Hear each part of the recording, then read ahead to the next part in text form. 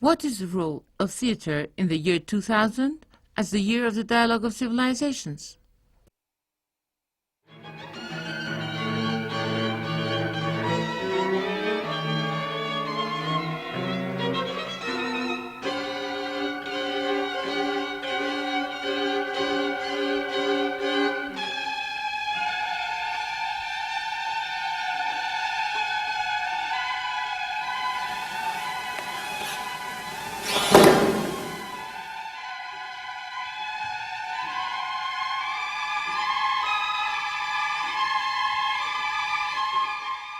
This play follows a youth's search for his identity. He comes across the battle between good and evil, a battle that is both internal and external.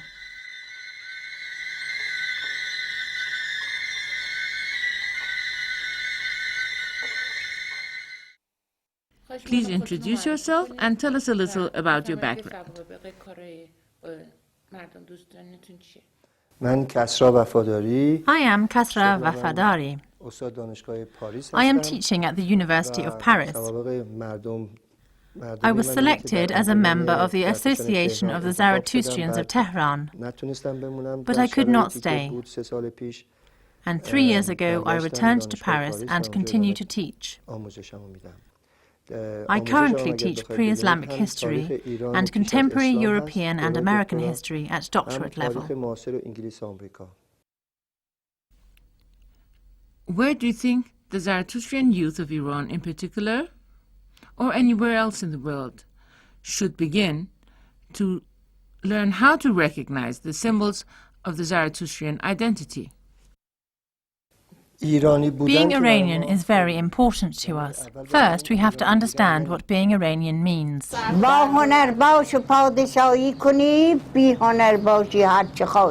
Be artistic and learned, then you will become a king in life. Do as you like, and you become nobody.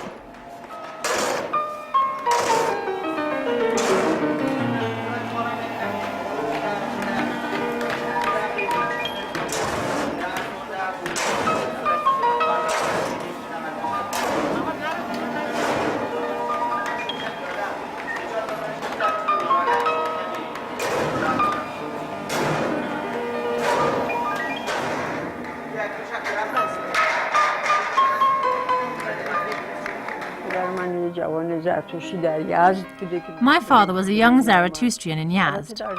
He came to Tehran during the reign of the Pahlavi dynasty, when Zoroastrians had been given certain liberties. He worked very hard. He said he used to work all night long until dawn. Gradually, he made his fortune. He founded the Firuzgah Hospital in order to provide free treatment for patients, in the memory of my only brother at that time. Those seeds that receive water grow bigger. Those that don't cannot flourish.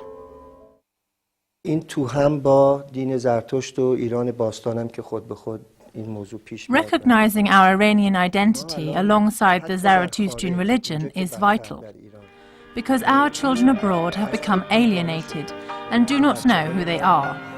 Here too, the youth have been affected by video and satellite cultures.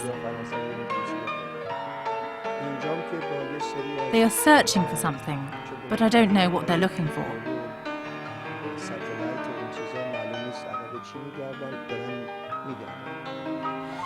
There are a group of young people in Iran who I believe have seen the problems and are searching for truths on cultural grounds. The phenomena of the Republic has been an interesting event in the last 20 years, and it could have a very interesting future.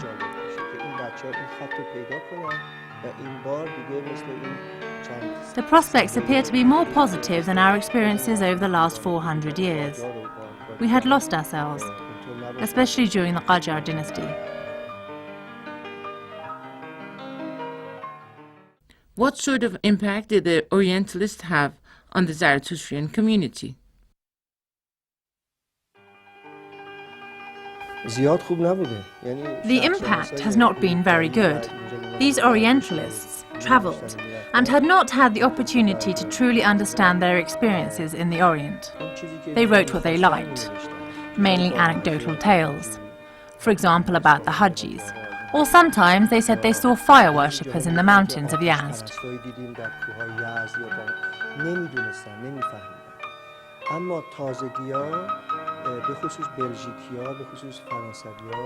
Recently, Orientalists from Germany, Holland, France, America and Britain have tried to understand the philosophy of Iran and have translated ancient scripts. The result of their work is fascinating. The writings of Orientalists from 500, 600, 200 years ago are of no use to us.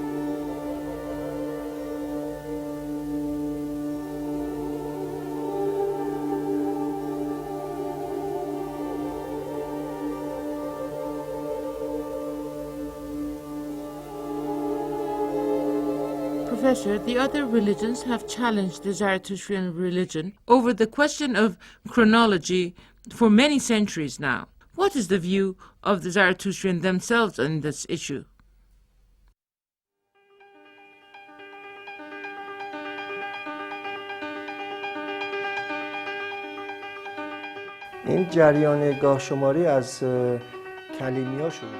It began with the Jews. Up to the present day, they write in their books that the Zoroastrian religion only appeared a few hundred years before Christ.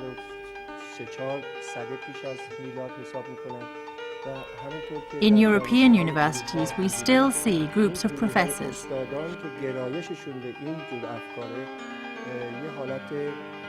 who appear to have a mafia network and promote the idea that Moses appeared millennia before the Zoroastrian faith. So, they do not allow new ideas or Iranian ideas to flourish and find their place.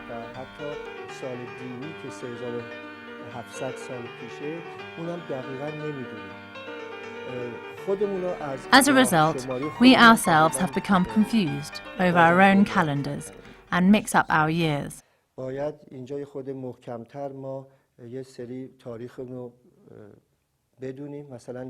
no longer tend to use our pre-Islamic Yazdagerdi calendar system.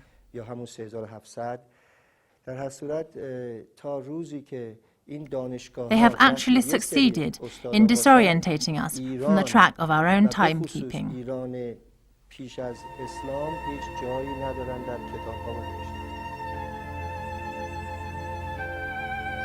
So when should the Zoroastrians reply to the world on the issue of chronology? Isn't it possible to create a Congress to clarify who has distorted history and why? Was it because of contentions or was it because of a lack of factual information on this issue? How and why were Zoroastrians marginalized and suppressed over the issue of chronology?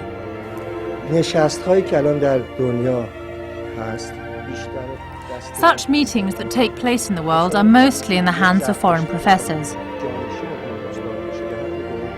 A Zoroastrian who wants to take up a professorship or present a thesis on chronology cannot do so, as they would be considered uneligible for such a position.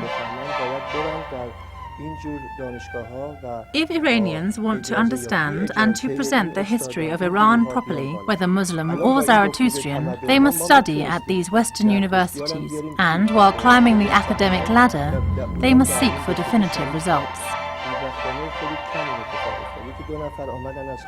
This dialogue of civilizations could have raised the profile of Zoroastrians and given them an opportunity to participate and become a partner in the dialogue. Unfortunately, this did not happen. One or two people were invited from abroad to give lectures on this issue. However, either translators were not present or people did not come to receive them, and the necessary publicity did not take place. Abroad, presently there are very few professors who would permit a Zoroastrian to become a professor. This, I believe, is because the trend in the academic world today tends to lean towards the selling of ideas rather than shedding light upon truths.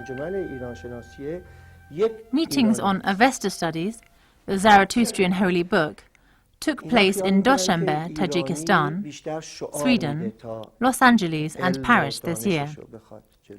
They were conducted by Iranians themselves. Presently, the biggest association of Iranian studies is a European institution, and there is not a single Iranian on the board of directors. The academics at European universities tend to believe that Iranians sentimentalize issues rather than presenting facts and figures on academic controversies. I believe they are also a little afraid. What of? They are a little afraid of us gaining the scientific authority and the capacity to analyze our own factual history.